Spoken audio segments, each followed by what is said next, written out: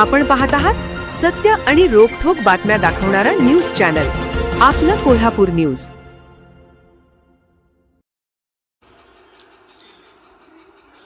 नांदगाव परिसरात केले गव्याने ऊसाचे नुकसान। नांदगाव तालुका शाहूवाडी येथे गव्याने सुमारे 1 एकर रानातील ऊस पीक खाऊन शेतकऱ्याचं नुकसान केलं आहे।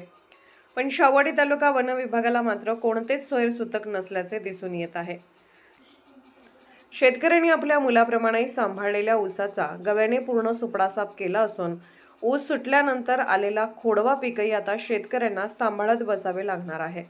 शाहूवाडी तालुका हा दुर्गम असून या परिसरामध्ये वन्य प्रमाण जास्त दिसून येते। अनेक वेळा शाहूवाडी तालुक्यातील शेतकऱ्यांच्या वरती वन्य प्राण्यांनी हल्ले केलेले आपण पाहिले आहेत।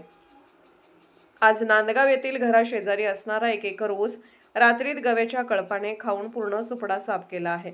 याबाबत वन विभागाला कोणतीही कल्पना नसून वन विभागाबाबत तालुक्यामध्ये तीव्र नाराजी व संताप व्यक्त होत आहे। या वन खात्याकडून वन्य प्राण्यांच्या बंदोबस्ताबाबत अद्याप कोणतीही उपाययोजना झालेली नाही। त्यामुळे संबंधित विभागाच्या अधिकाऱ्यांनी याकडे लक्ष घालून झालेल्या पिकांचे किमान पंचनामे तरी करावेत अशी मागणी शेतकऱ्यांकडून होत आहे।